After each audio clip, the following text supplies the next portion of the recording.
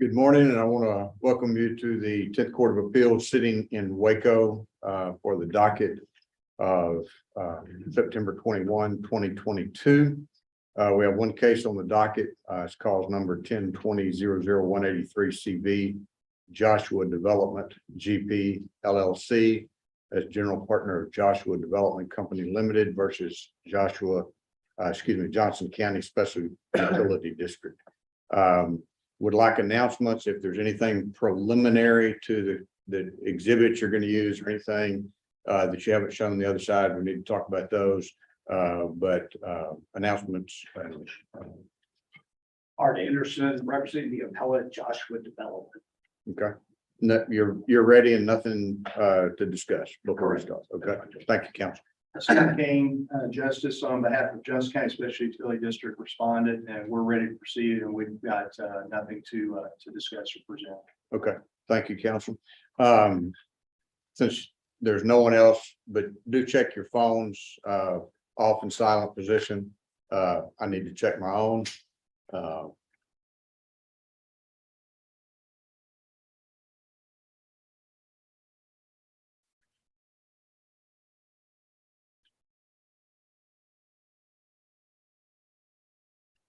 Impressed. I picked you for a flip phone.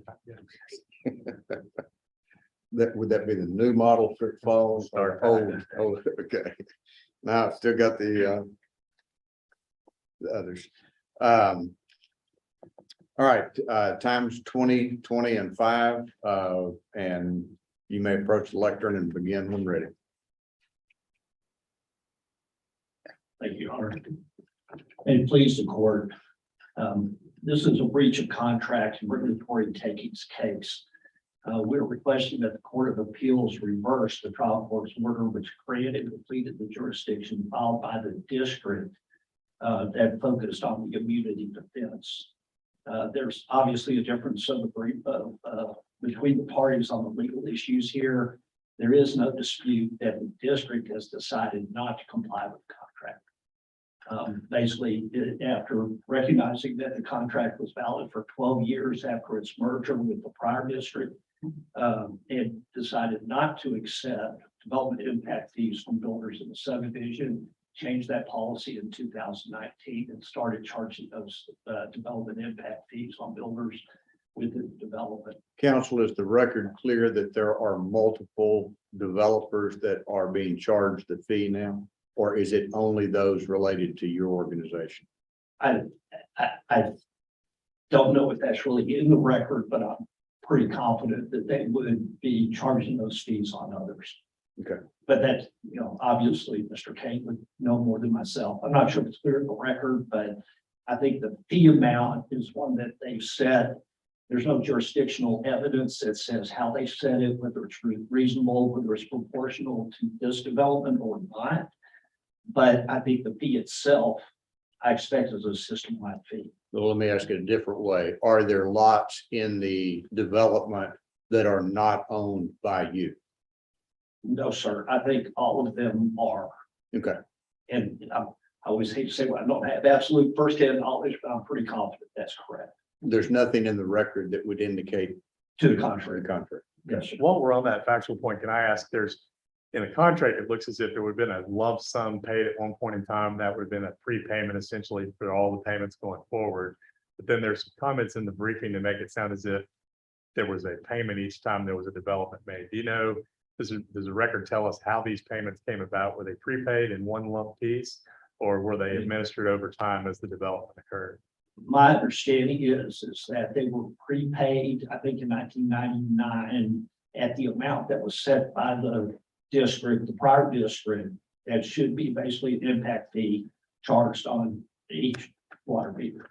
And then you added up the amount of lots in the subdivision, multiplied times that's about 140,000. And we deal a lot with that in development agreements. A lot of times the provider wants to have that money up front rather than pay over time, and it's negotiated. But then there's some references in the briefing noted the fee being increased or the fees Yeah. going up. So and that's the dispute in the case, which is for years, it's called a credit.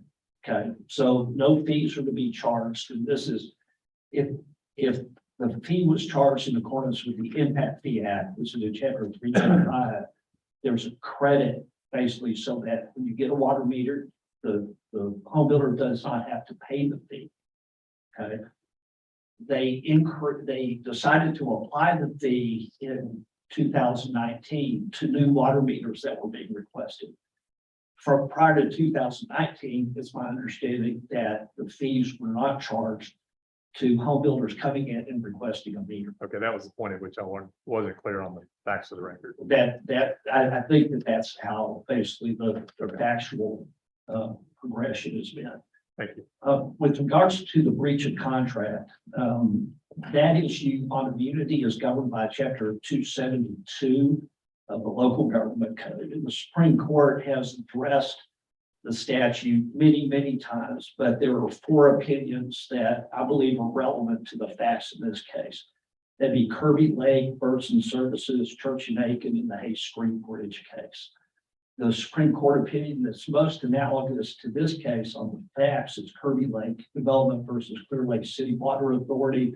That's a 2010 case. And in that case, the developer designed, paid for, constructed both water and sewer improvements, and then deeded those to the water authority. And the Texas Supreme Court said that provision of the infrastructure met the criteria of services and goods or goods and services, which is kind of the issue primarily of this lawsuit. The court said a couple of things on page 839 of that opinion that address some of the points that were raised in the district's brief.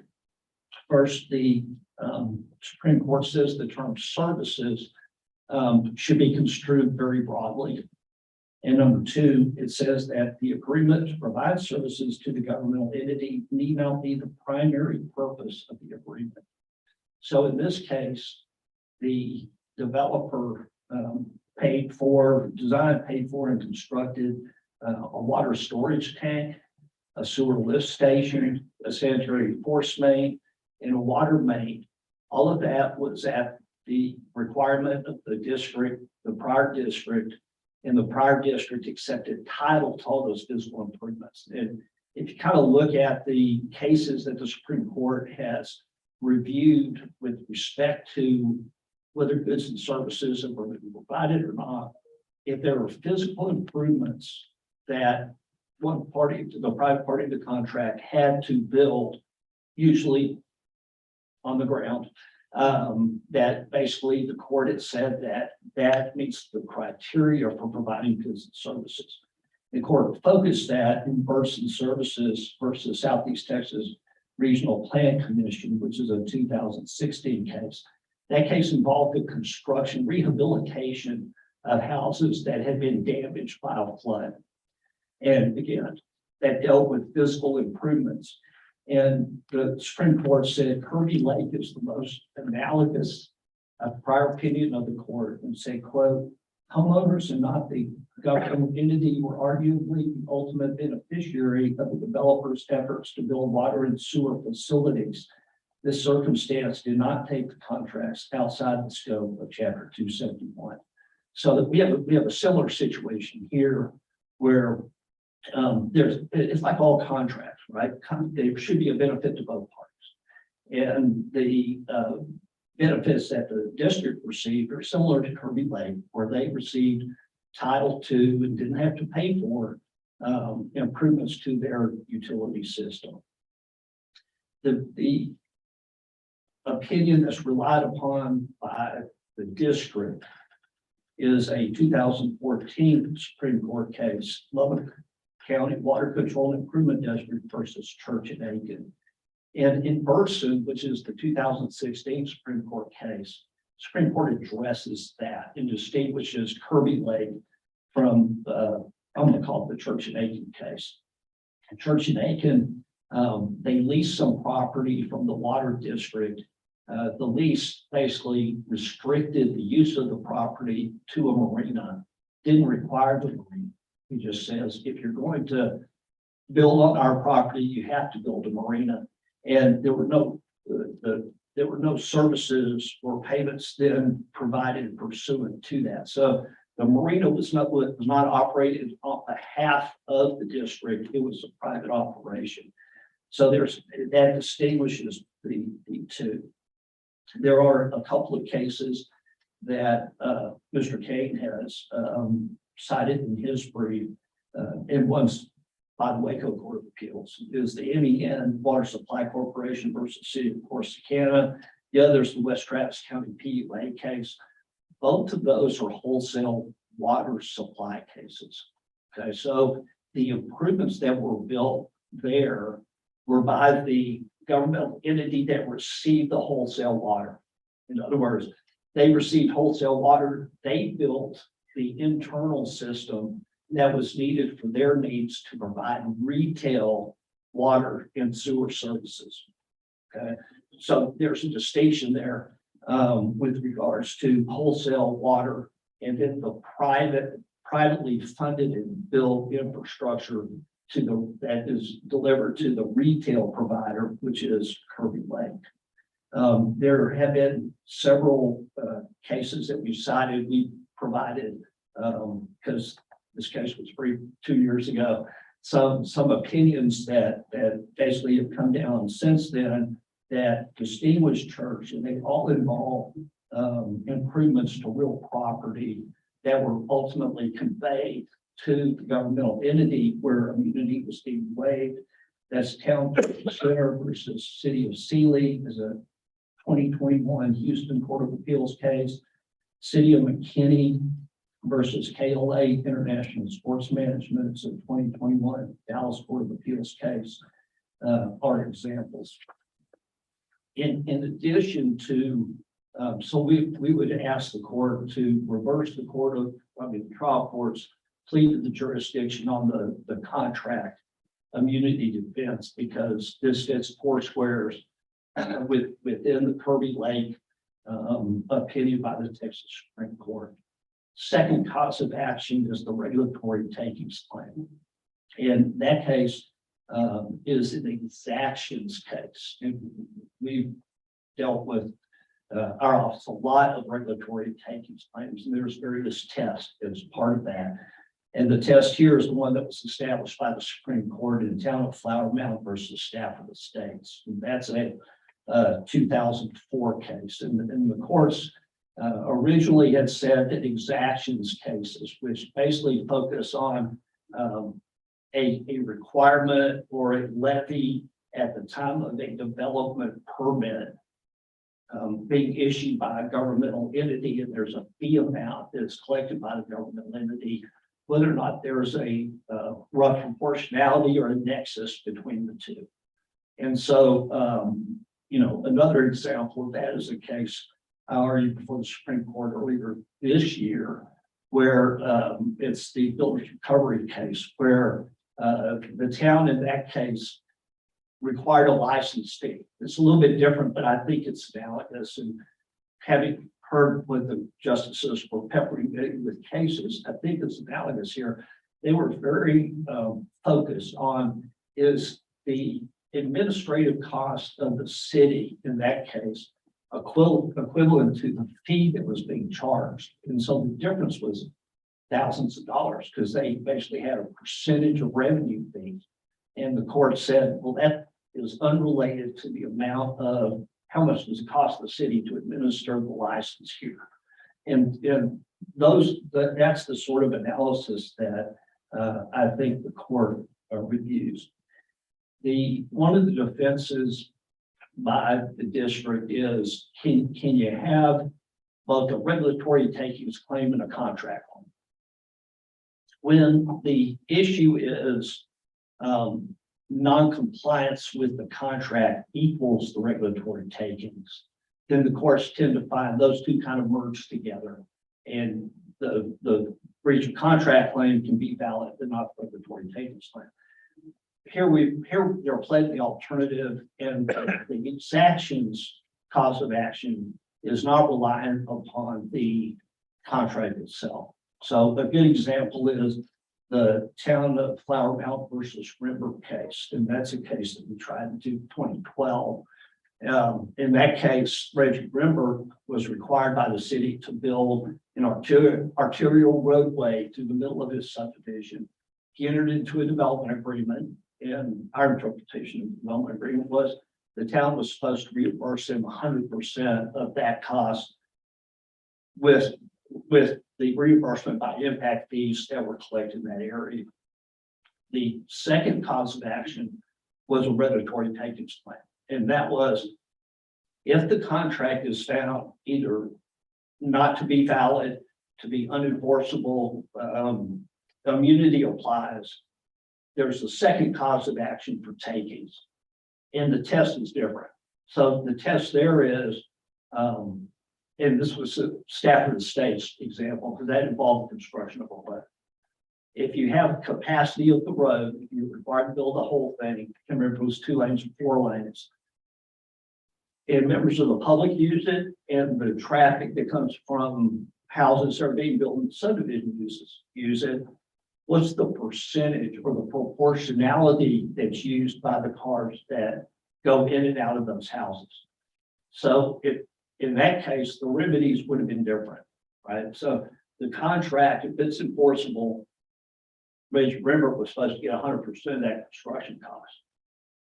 If it was ruled the contract was not valid, then the exactions piece was what percentage of the construction cost should Mr. Rimber pay based upon the percentage of capacity that his houses would utilize with regards to the road.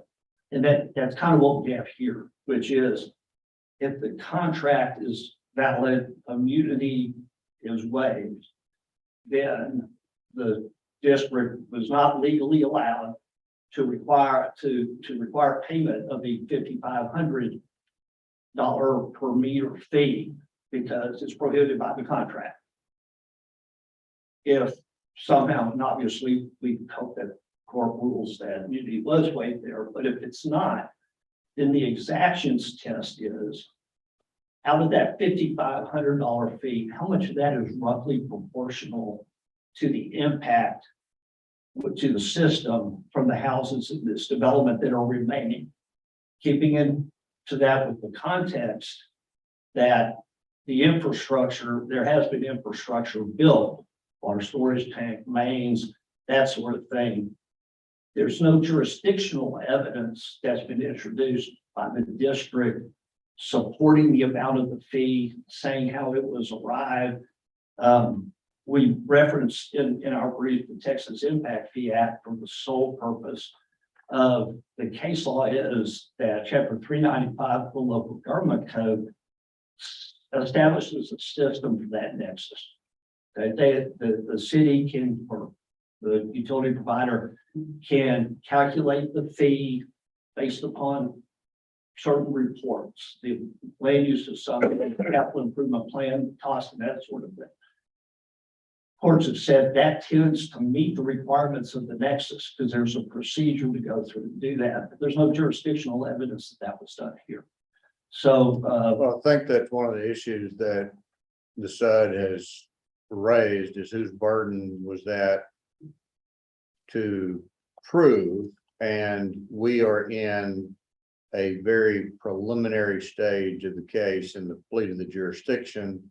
So is it a adequately pled, and then if the pleading is challenged, the sufficiency of the pleading, is that a issue then that becomes evidentiary, and who has to meet it? so I hopefully will answer the first question is where are we here now in terms of a plea, and not going to the merits, but just the pleading. So this one, the record's a little confusing here because the district's plea to the jurisdiction does not include a plea with or claim immunity with respect to the regulatory takings claim. The plea was filed, is on page 25 of the record, and it was filed on November 8th, 2019. So it refers simply to the contract immunity issue, does not address. So you're pleading to add the regulatory exaction taking. And is that the only claim? other than the contract claim? There's not two different takings claims. There's only one. The exaction. I think so. Okay. So that pleading came after the plea. Was there ever a hearing or anything after that second pleading? Yes, Okay, there was. And in addition to the amended petition, and I will tell you, I was not representing the appellate at the trial court level, but if you look at the record, there's a second supplemental response to plea that was filed on February 26, 20, that goes into great detail on the exactions claim and includes staff of the states. And so my experience on jurisdictional issues, and I'll really admit it's not broad, is the courts tend to look at jurisdiction in the big picture and will look at the entire record. If they did it strictly, they would look at the plea and say that that's waived, right? Because it's not included. But there is the amended petition plus the briefing and the second supplemental response to plea that goes into the exactions issue in great detail. And that was presented before both the trial court and obviously opposing counsel at that time.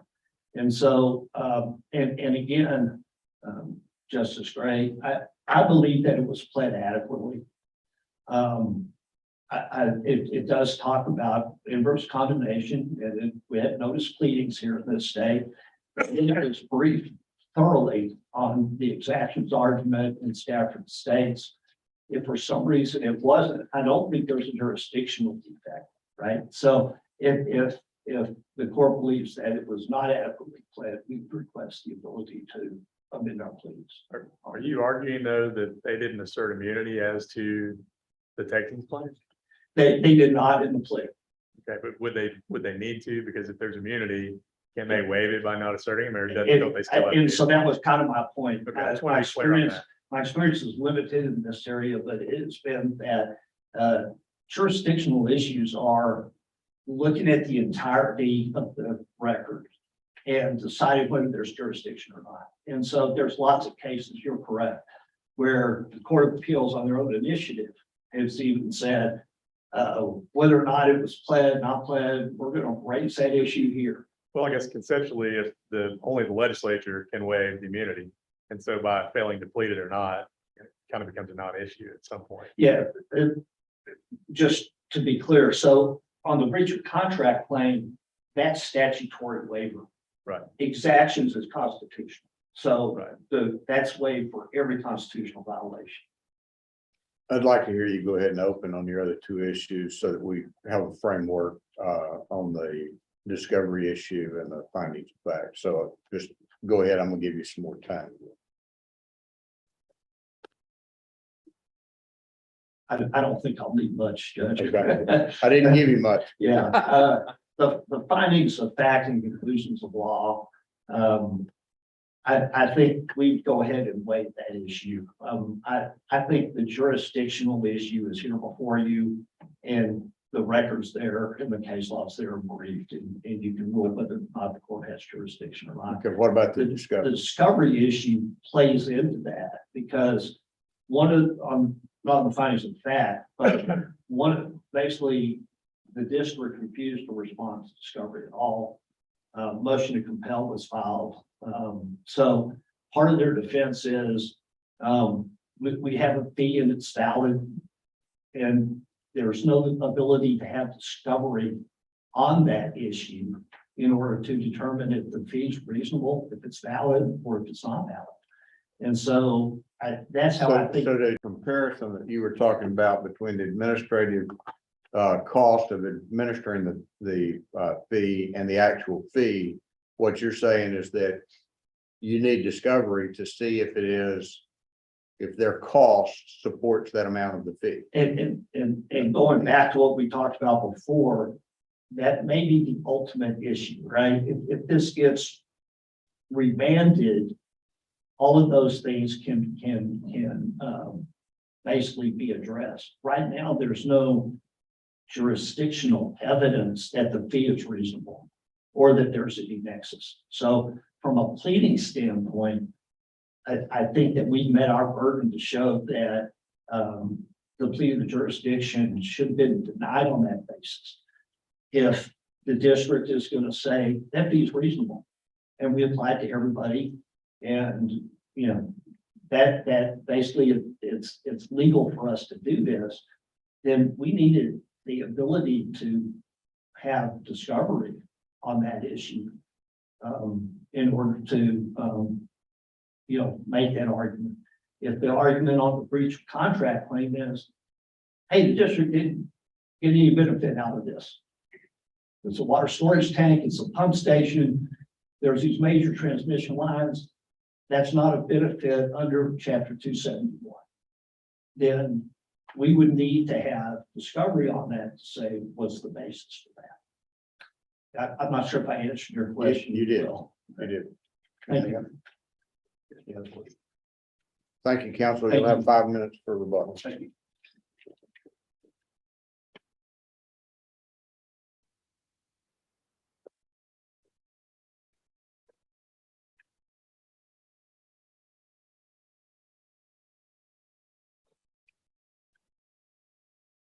You may proceed when ready. May it please the court, opposing counsel. I want to address a couple of things and I want to start with the breach of contract claim. The Min case that this court decided in 2018 really frames the issue, and the analysis is very, very good on how this court is supposed to make an analysis of whether or not you have waiver of immunity. But this is not the only case that this court has handled. It started with Berkman in 2009, a case I'm very familiar with because I was in front of this court in 2009 arguing the opposite position, arguing waiver.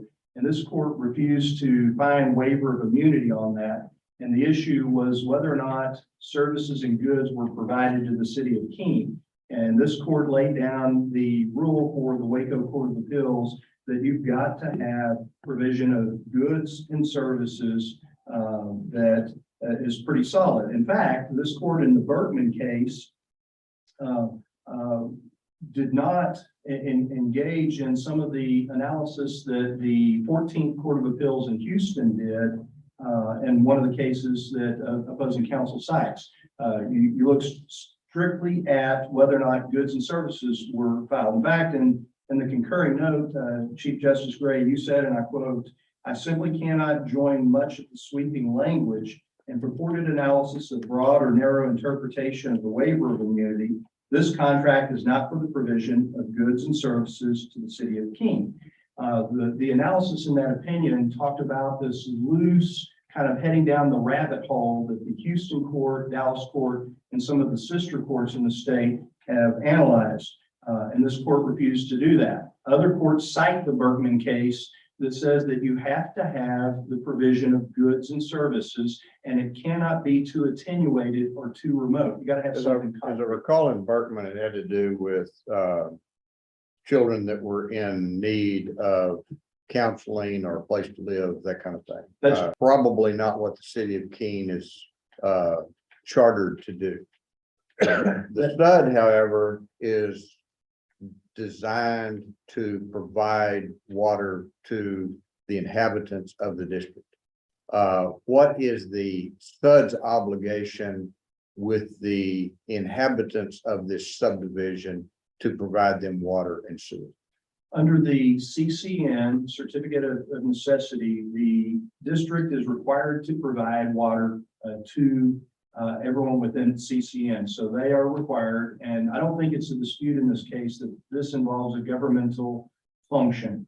So the analysis that you start out with under the Min analysis is whether or not the government action is governmental by nature or proprietary. That's really not in dispute. You can actually jump down to the next level of analysis of whether goods and services were provided. And so litany of cases briefed by both sides. We don't disagree. The Supreme Court has enunciated that you don't have to have the primary purpose as goods and services, but you have to provide more than an attenuated benefit. In other words, the benefit has to flow to the government, not from the government. And that's where I was headed. On the SUD, under the Certificate of Necessity, you've indicated that they have the obligation to provide water to the inhabitants of the district. That is correct. And is sewer, for the lack of a better, the flow in and the flow out, is that also part of the SUD's obligation? It is, Justice Gray. And Okay, then why are the water mains and the sewer mains not of a benefit to the SUD? when you look at the particular contract that is involved, the sewer main, the force, the pumping station, all of those items that are listed that are to be built and provided, those are for the benefit of the development, and those are actually on site. They're within the development, and so those are for providing services to that development. Same thing with why you have a water main that takes the water down Main Street and supplies it to A, B, and C. You have to have that infrastructure to supply that water. Now, the appellant in this case cites several cases, and in their briefing, they argue almost a bright line test that if you have a developer contract, that somehow that as a matter of law creates waiver under 271, and it ignores the analysis of those cases. They cite multiple cases, for example, Friendswood, 14th Court in Houston, JNC, NBL, Kirby Lake, Town Park. All of those cases, when you look at those, it's not just about the developer providing infrastructure for the entity or the governmental entity, but there's other provisions in there. Those are reimbursement cases, not dedication cases. Our case is a dedication. They are required to dedicate those. We take over responsibility of maintaining those. Each one of those cases that they cite, there were other provisions in the development agreement that required to go out for bonding. Kirby Lake in particular, the district had to go out and get bonding for reimbursement. And so it's more along the lines of a development agreement. This court also handled the Brazos River Authority case that was referenced. That was a memorandum opinion. And again, this court reiterated, like you did under Berkman, that we're not going to go as far as the 14th and be loose in our finding and searching for some attenuated benefit to the district. And then the Min case was a 2018 case that had a really good analysis. And in that case, this court said there is a waiver of immunity only when the contract involves the provision of goods and services to a local entity. In other words, it's got to flow to the governmental entity and not from the governmental entity. Recently, this court had a memorandum opinion with the city of Cleveland in 2020. It was a 2-to-1 vote on the opinion. And to be real blunt, there's not a lot of analysis in that opinion. It talks about the first level, but the opinion does not go into an analysis of goods or services. In fact, Chief Justice Gray dissented in that opinion because the contract involved didn't provide for goods or services to the city of Cleveland. Another case I'm aware of, not with my lawyer hat, but my mayor hat on that. But in that dissent, Chief Justice Gray, you talked about the contract must be for goods or services to be provided to the governmental entity. You also went on to say that you would like to have seen an opportunity to replead to see if they could come up with a jurisdictional argument in their pleading on that. Our case is different. They repled twice. After we asserted governmental immunity, 2 more times they repleaded. So it doesn't require sending it back down to determine whether or not Joshua can replead and come up with some jurisdictional argument. This court only has to look at their live pleading the 3rd time. And when you look at that, they have not pled anything to get to waiver, and I'll get to the other argument in a moment. But what's really telling is the cases this court has dealt with and the facts of the case that is before you today would require this court to go not only where the 14th District Court or the 14th Judicial Appellate Court in Houston went, but further than that. Because this case, when you look at their pleadings, what they are complaining about is not the infrastructure that was built. If you look very closely, what they're complaining about is the prepaid impact fees. And I want to talk about that a moment. But it is part of the same contract. It is part of the same contract. And I know in one of these cases, I saw something about it. It doesn't have, the breach doesn't have to be the focal point of the contract to be also covered by the waiver provision. That is correct, Justice Gray. It doesn't have to be the central issue, is the language that the Supreme Court has used, but it still cannot be too attenuated, the benefit. You still have to make an analysis of where the benefit flows, who flows to and from, and what they are arguing and complaining about in this case. For example, when you look at it, it's part of the exhibit to, I think, both of our briefs. Paragraph 1, the district, my client, has to provide construction of a water storage tank. That's not an issue in this case. Paragraph 2 is the key paragraph, and that provides the prepayment of development fees. It's called impact fees. Paragraphs 3 through 6 and 11 through 17 set up construction specifications, how they are to design the system that the district is going to take over maintenance. Paragraph 7. So this is the SUD's specifications of how the development company is going to construct the improvements. That's correct, Justice Gray. And the reason that's important is if the district is going to take over maintenance of that, they want to ensure that they're not taking over something that's not up to standard. It doesn't meet TCEQ requirements for water quality and things of that nature. It's pretty standard in the industry. But what makes it different than the cases that the appellant Joshua is talking about is these are ours is a dedication case as opposed to a reimbursement case. When you read through those cases, you'll find clauses and provisions about bonding, and I think Kirby Lake is the one where they were required to submit a bond to the voters for reimbursement on that. So those are different cases than that. Earlier, Justice Rose, you and Justice Gray had asked about payments and fees. You'll see in paragraph 7 of the agreement, there's some additional fees that are really not at issue, and it can get a little confusing, but paragraph 2 is the real issue when you look at that. Now, I want to talk a minute about what opposing counsel, he raised chapter 395, the impact fee statute. They haven't pled that. That is not before the court, and they have actually asked you to send it back down so they could replead that. And I've cited some cases from the Texas Supreme Court, the Flint Independent School District versus Marquez, Harris County versus Sykes.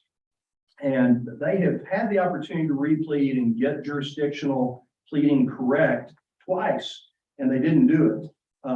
The Flint Independent case says typically repleading is allowed when the jurisdictional issue is first raised on appeal. That kind of makes sense. When it's raised at the trial court and they have an opportunity to correct it, which they had the opportunity and they filed an amendment, they still couldn't get it right, then you can presume that that pleading on its face is defective as far as jurisdiction. The Harris County case said this, and I quote, "If a plaintiff has been provided a reasonable opportunity to amend after governmental entity files its plea to the jurisdiction, and the plaintiff's amended pleading still does not allege facts that would constitute a waiver of immunity, then the trial court should dismiss the plaintiff's action." It's a 2004 case. But if you were to peek back, and I think that the issue when you get into the Flower Mound case, that is an impact fee case and rough proportionality case that is not before the court and not necessary for your analysis. But those are under the impact fee statute. To put your mind at ease, there is a water code provision. I don't have the measure off the top of my head that deals with system development fees. And so when you have impact fees, you have a very detailed legislative scheme of what you have to do, rough proportionality and things like that. With water districts under the water code, you have the ability for system-wide development fees, which is what was at issue. That may be why they didn't replayed under 395, because It just simply doesn't apply. It's a red herring of sorts. If you also look at the issue of the takings, what they are alleging that the district took was the prepaid impact fee, which is personal property. And I've cited cases in my briefing that is really clear that, first of all, they argue in their brief that they pled in the alternative, but that actually, when you look at the pleading, it wasn't pled in the alternative. But the issue is to have an exaction or a takings, you have to show intent of the governmental entity. They have to intend to take that. And I've cited a plethora of cases that stand for the proposition that when you have a colorable contract situation, that intent is destroyed because you are voluntarily giving that over. And that's what we have in this case. They voluntarily prepaid the development fees. And so that necessarily, as a matter of law, destroys the intent element on its face. And so when you look at the pleading, I have to ask this question. You know, I have to ask this, counsel. You're saying that because there is a contract, there can be no taking, right? that's correct. And because there is a contract for which there is no waiver, you can take what you've got from the contract and walk away. That's correct, Your Honor. Okay. And it sounds almost circular on its face until you look at the analysis. Circular is not what I would have called. Well, and let me talk about that for a minute. Why is this important to the district? This dispute is over just under $900,000 worth of cost to the system. And the district is a governmental entity. We represent the public, the ratepayers within that district. And so you have the cost and the impact on the system that is off premises. So when you look at the things that we've talked about so far, those are directly on premise specifically for that. The impact fee or system development fee is the cost outside of that, the cost to the district. And the idea behind impact fees and development fees is we let growth pay for growth. Those who are already here shouldn't have that lifting. And so this is about the shifting on a 23-year-old agreement. 23 years ago, Joshua prepaid the development fees, and they've increased from 470,000 under 500 a house to $5,200. And who should bear the burden of that cost? If I could go back to 1974 and get gasoline at 76 cents a gallon and lock that in for 23 years, that would be wonderful. But you can't do that. You can do that if you have a contract that says you can. And so there's no termination date on this. And SUD could have very easily said lots developed in 5 years. And so it sounds like SUD made a bad decision back in 1999 that now they want to shift to the developer who thought they had made a really good deal back in 1999. There's a couple elements to that, Justice Gray. First of all, the SUD bought the assets. Oh, I know that the parties changed. Yeah, I get that, but but the issue is whether or not that contract is enforceable under waiver. And as Justice Rhodes pointed out earlier in the discussion between the attorneys, you got to have a clear-cut legislative waiver of immunity from suit or immunity from liability. In this case, it's immunity from suit on that. The purpose and the intent of 271 is to allow things where there is a benefit flowing to the district. Here, there is no benefit. There is no goods or services provided to the district that are not other than some attenuated, very remote butterfly effect style of benefit. They prepaid the fees and they got the benefit of that, other than the 150. go ahead. On that point, you have to do some distinguishing from Kirby Lake. And doesn't the Supreme Court kind of give a pretty broad definition of what it takes for a benefit to actually flow back to the city? for the governmental entity? A little bit, Justice Rose. Kirby Lake is distinguishable because when you look at the facts of Kirby Lake, that was a reimbursement case, like some of the others. In fact, I believe I have.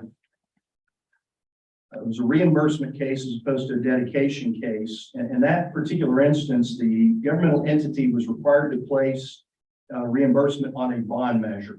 And that was the service provided to them. It wasn't a dedication. Interestingly enough, in the Kirby Lake case, they had a similar situation, whether you had a contractual waiver or you had a takings. And regarding the latter, the Supreme Court said, and I quote, "A person who consents to the governmental action, however, cannot validly assert a takings claim." So they had some similarity there. But to your point, Justice Rose, there is a distinction with that, and the Kirby Lake doesn't change the framework that this court has already laid out with Berkman and its progeny, or other cases that you have to have more than just an attenuated situation. Now, Kirby Lake, in that particular case, obviously the Supreme Court felt you had goods and services that were direct enough to do that, but they didn't overrule Berkman and its progeny that this court has followed since 2009, or other cases throughout the state of Texas on that. So you have to kind of go down that analysis into what constitutes goods and services. And respectfully, when you do that and you follow your precedent, there's but one conclusion, and that is that you don't have clear, concise provision of goods and services that allow for waiver.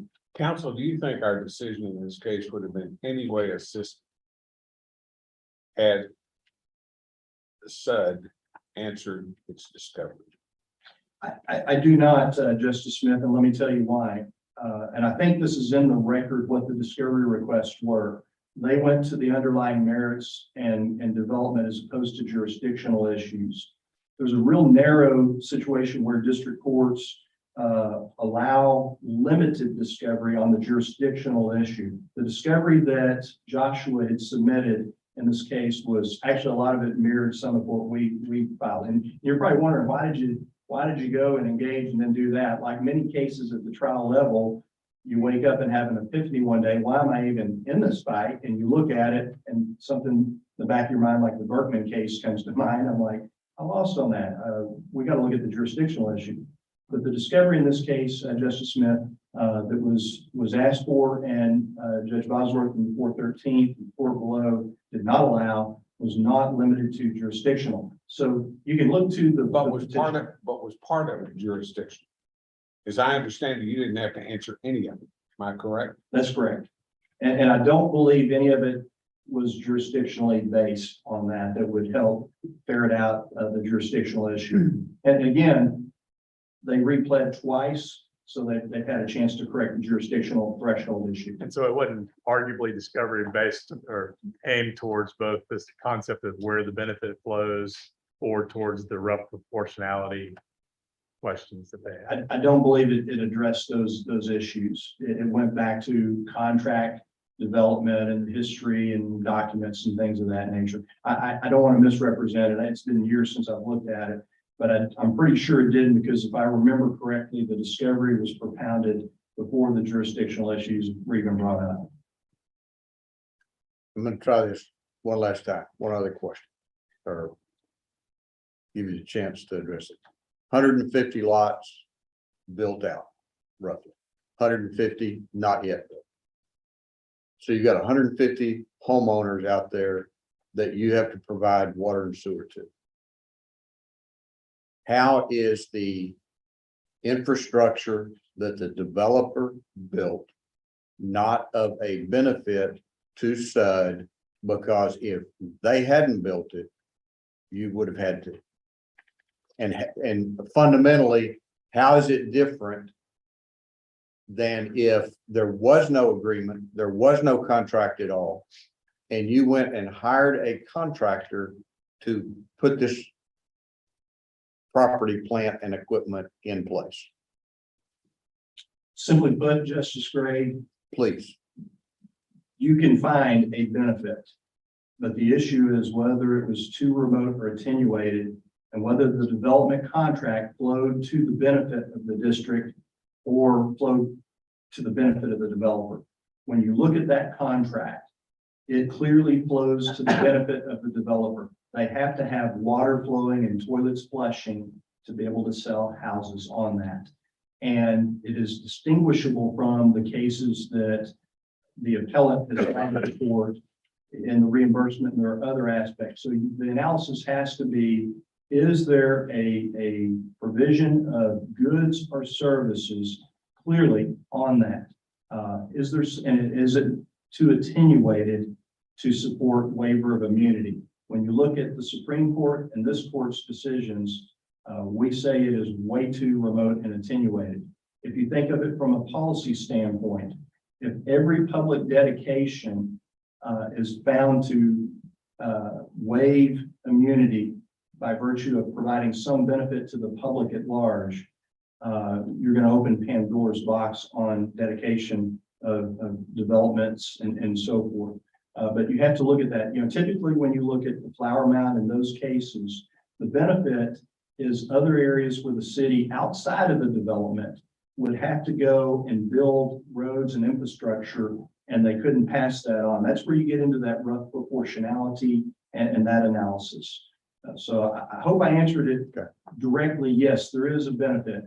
No, it's not sufficient to support waiver of immunity by the legislature.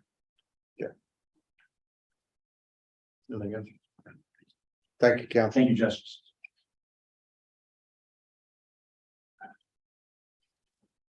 Counsel, you have 5 minutes of rebuttal. Thank you. You may proceed when ready. Thank you. There's a lot to unpack there, but I'll try it. As Mr. Kane said, the impact of the remaining 150 houses in this development are $900,000 impact on the district system. There's no jurisdictional evidence to support that. Partially because there was no discovery and there's no way to evaluate that. I think the key piece here is, has Kirby Lake's been distinguished or not sufficiently by opposing counsel? For example, Berkman, I think is attenuated because I think it was the operation of a orphanage or a foster home or something like that, which is a general public type of benefit, but not directly related. In that case came before Kirby Lake. And Kirby Lake and Burston in particular, the Supreme Court was very, very strong in saying the primary purpose of the agreement could be to benefit the home builders. And that's really what I think opposing counsel is saying. He's saying that the home builders and the developer received a benefit as a result of the construction of the water and sewer because they were able to build houses and people can occupy and utilize the services. But that's true for virtually every contract. And I think, Justice Gray, you're correct. I thought the gas analogy was a good one. Sure, you could lock in gas prices for 25 years. Does it make sense? Probably not. I moved from West Texas. If we make an agreement, we comply with the agreement. The district, frankly, is kind of brazen in terms of saying, we're just not going to do it. Most of the cases I have like this that have contract and regulatory takings claims, usually there's a defense by the government entity that, you know, we interpret the contract differently. We're saying we're not in breach because of the fact that we're performing these obligations. In this case, the district's just saying, we don't care. We know that there was an agreement there. We're just not going to comply with it. And so if we're And talking about, would you agree with the fact that if the waiver does not apply, they are entitled to do that? Except for your takings claim, as far as the breach contract. yes, yes. Okay. I personally have great problems with community defense in general, but I agree that the case law is such that if the statute does not waive immunity as to the breach claim, then yes, they can go ahead and do that. Then how does that affect your takings claim because of their argument that there is a contract? You did enter into it voluntarily. You're not going to get the benefit of it, but therefore you don't have a takings claim either. Yeah, so I think where he called it circular, I would kind of call it more lineal, which is even if you don't have a contract, the takings claim stands on its own. Okay, we tried a case right before the pandemic, Trinity East versus City of Dallas, involving gas lease on city property. The city denied the drilling permit because the politics changed in the city, where they became more anti-environmental. In that case, our breach of the contract claim was presented and answered by the jury, and we had a regulatory takings claim, but damages award. The judge is supposed to make the decision on the takings piece legally, but the award there, and the jury award on the takings was 33 billion. So that was the one that was rendered in the Dallas Court of Appeals upheld that just last month. So we do it frequently, and the elements are different than between the two causes of action. You can plead multiple causes of action. And so this one, I think, is very much like Rember. I think he's kind of shifting the focus a little bit on the impact fee piece of Rember. Rember was a contract that said Rember gets paid 100% of the construction costs. That was the agreement that we talked about, is whether or not it was a breach. And if that wasn't true, then the issue was how much should they pay under an exactions proportionality test, even if the agreement wasn't valid. So in this case, there may be some amount theoretically that might be justifiable if the contract's not valid. But at least we pled it, and I think that basically goes to the facts, and it would be required to go to trial. The impact fee piece has more to do with how do you prove up proportionality. So if they had pled, we follow the impact fee act, therefore it's proportional, that would be a defense, but there is no jurisdictional evidence on that particular issue. I think the fact, I only have 20 seconds left, so I had 20 seconds. Yeah. I apologize. That's all right. If you want to, if you take 30 seconds, wrap up. I was going to say, I think the issue of the reimbursement in Kirby Lake, with regards to how that issue involved bonds, basically. I think that's a distinction without a difference. The Supreme Court did not consider Whether that. it's a reimbursement or dedication. Sure. I mean, at the end of the day, there is a dedication, because title to the infrastructure was vested in the water authority. The issue was just the bonds and how it's the developer reimbursed. But that doesn't impact the fact that there's infrastructure there where title was conveyed. Thank you. Anything else? Thank you, counsel. This case is submitted. I think with your supplementation of the cases being cited, there wasn't anything cited today that was not already provided to the court. But if you did cite a case during your argument that was not already in your briefing, that's due by Friday as a supplement. And with that, y'all are excused. Thank you very much. Thank you, Justice.